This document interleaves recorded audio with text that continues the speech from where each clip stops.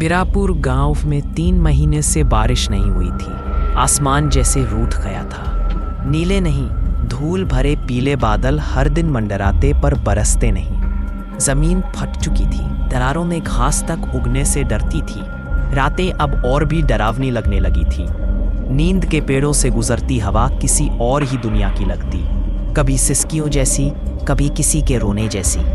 दूर कहीं कोई कुत्ता भौंकता तो पूरा गांव ठहर जाता। धीरे धीरे लोगों के दिलों में अंधविश्वास ने पांव पसार लिए। किसी ने कहा देवी कालिका हमसे नाराज हो गई हैं। किसी ने कहा गांव पर श्राप है। हर शाम जब सूरज ढलता और धूल उड़ती, गांव की चौपाल पर वही बातें दोहराई जाती। गांव के सिरे पर जहां कच्ची तगंडी खत्म होकर जंगल की झाड़ियों में समा जाती थी, वहीं रहती थी माधवी। झुर्रियों भरा चेहरा, सफेद बालों का जुड़ा और आंखों में अजीब सन्नाटा, मानो सब कुछ देख लिया हो। लोग उसे प्यार से वैद्यमयी कहते थे। हर घर में उसका नाम इज्जत से लिया जाता। किसी को बुखार होता तो उसकी जड़ी बूटी काम आती। किसी औरत को प्रसव पीड़ा होती तो माधवी ही दाई बनकर जान बचाती। रात का 3रा पहर था। बाहर हवा नीम के पत्तों में फंसकर कराह कर रही थी। अंदर झोपड़ी में दिया कांप रहा था। संजना की चीखें मिट्टी की दीवारों से टकराकर गूंज रही थी। थोड़ा और दम रख बेटी, देवी कालिका तेरे साथ है। बाहर खड़े लोग दीवारों के आर पार सिर्फ आवाजें सुन पा रहे थे। फिर एक पल आया, सब कुछ शांत हो गया। बस बच्चे की पहली रोने की आवाज गूंजी। दरवाजा खुला, माधवी बाहर निकली। गोद में नवजात था, चेहरे पर थकान पर आंखों में एक कोमल सुकून। उसी पल किसी ने झोपड़ी के भीतर झांका। संजना निष्प्राण पड़ी थी, आंखें खुली, होठ नीले और बिस्तर पर खून सूख चुका था। 1 सेकंड की चुप्पी के बाद चीखें उठी, संजना मर गई है, देवी नाराज हो गई। लोगों ने तुरंत माधवी पर उंगली उठाई। तू ही थी वहां माधवी, तू ही थी जब संजना चीख रही थी। हमने तुझ पर भरोसा किया था और तूने मेरी बहू को मार डाला। तू चुड़ैल है, देवी को अपमानित किया। माधवी ने कहा मैंने कुछ नहीं किया। संजना की सांसें कमजोर थीं। मैंने तो बस देवी का नाम लेकर उसका दर्द कम करने की कोशिश की। मैंने मंत्र नहीं पढ़े, मैंने प्रार्थना की। हर जन्म कठिन होता है और मैंने हमेशा बच्चों को जीवन दिया है। पर भीड़ का गुस्सा शांत नहीं हुआ। तू जंगल में रात को जाती है, कालिका मंदिर के पास।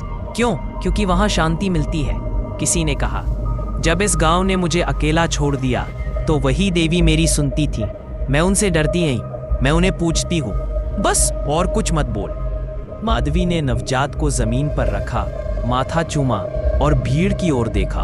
मैंने जन्म दिया है, मौत नहीं। पर अब तुम सबको खुद समझना पड़ेगा, कौन सच में जिंदा है और कौन मरा हुआ।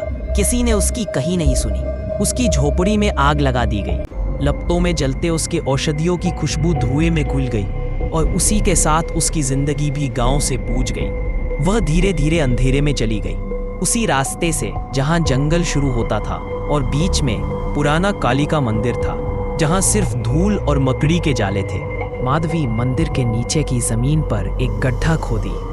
उसकी उंगलियां मिट्टी में गड़ रही थी और हर खुरच के साथ उसका गुस्सा गहरा होता जा रहा था। गांव वालों की बातें, चुड़ैल के ताने और इल्जाम उसके कानों में गूंज रहे थे। मुखिया, तुमने मेरा सच जलाया। गांव वालों, तुमने मेरी इज्जत मिट्टी में मिलाई। मैंने जन्म दिया, जान बचाई और तुमने मुझे चुड़ैल कहा। उसने पुतले को गड्ढे में रखा और छाती पर कोयले से लिखा, तेरा सुख मेरी प्यास। उसकी आंखें जल रही थी पर आंसू नहीं थे, बस एक ठंडी डरावनी चमक। उसने काले धागे को कसकर बांधा और मिट्टी से गड्ढा भर दिया।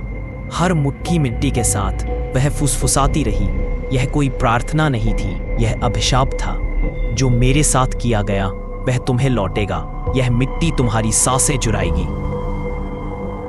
वह रात और भी ठंडी थी। नीम के पत्ते पहले कभी इतने जोर से नहीं हिले थे। अगली सुबह से चौधरी बद्रीनाथ के घर में हवा ही बदली सी लगने लगी, वैसी हवा जो रूह तक हिला दे। घर में अजीब बदबू फैल गई, मानो कोई सड़ा हुआ जानवर पड़ा हो। धीरे धीरे चौधरी के खेत सड़ने लगे, सूखे मुरझाए पौधे जिन पर मक्खियां बिनबिनाने लगी। एक दिन अचानक उनके घर की गाय बुरी हालत में मिली, मानो कई महीनों से बीमार हो। उनके शरीर पर कीड़े पड़े थे, और गौरी, चौधरी की पत्नी, उसकी तबीयत नीम की छाया सी पसरी रही। पहले हल्की थकान, फिर बाल झड़ना। उसके तकिए पर काले तारों जैसे बाल का ढेर था। धीरे धीरे उसके हाथों पर गोल गोल नीले हरे निशान उभरने लगे, ना आम जख्म, जैसे किसी ने सिक्के ठोक दिए हों। जब कोई उसे छूता तो हाथ ठंडे पड़ जाते। रातें भयानक हो गईं।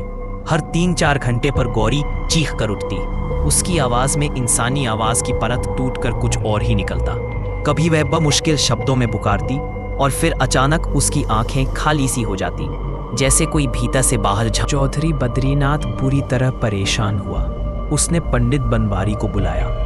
पंडित ने माला घुमाई, आंखें बंद की और फिर धीमे से खोली। उन आंखों में अंधेरा था। यह कोई साधारण बात नहीं, किसी ने काला जादू किया है। ऐसा काला जादू जो रूहों को जगाता है, जीवनों को चूसता है। काला जादू कौन कर सकता है? लोगों ने पूछा। पंडित ने कहा, माधवी वो चुड़ैल, नाम मत लो उसका। पर चौधरी और भी घबरा गया। पंडित बोला, मंदिर के नीचे कुछ दफन है। यदि पूर्णिमा से पहले निकाला नहीं गया तो यह जादू फैल जाएगा। रूहें जागेंगी, हवाएं चीखेंगी और तुम्हारा घर राख बन जाएगा। इसे निकालो। रात का तीसरा पहर था। चांद अधूरा सा लटक रहा था। जंगल की पगडंडी पर 4 लोग जा रहे थे। चौधरी, पंडित बनवारी और 2 गांव वाले, धीरू और मोहन, जिनके हाथों में मशालें जल रही थी। पुराना कालिका मंदिर अब सामने था। दीवारें टूटी, मकड़ी के जाले टंगे और नीचे की जमीन ऐसी लग रही थी जैसे सदियों से किसी ने छुआ ही ना हो। पंडित ने माला घुमाई और मंदिर की सीढ़ियों के पास रुके। यही है, खोदो, जल्दी खोदो, वरना रूह जाग जाएगी। धीरू और मोहन ने कुदाल उठाई और खोदना शुरू किया। हर कुदाल के साथ एक सड़ी हुई गंध उठ रही थी, जैसे कोई मरा हुआ जीव वहां दफन हो। अचानक कुदाल किसी सख्त चीज से टकराई। एक ठनक की आवाज गूंजी और सबके दिल थत से रह गए। मोहन पीछे हट गया। धीरू ने मशाल पास की और मिट्टी के बीच कुछ दिखा। कपड़े में लिपटा हुआ मिट्टी का पुतला, छोटा आकार पर इंसान की नकल जैसा।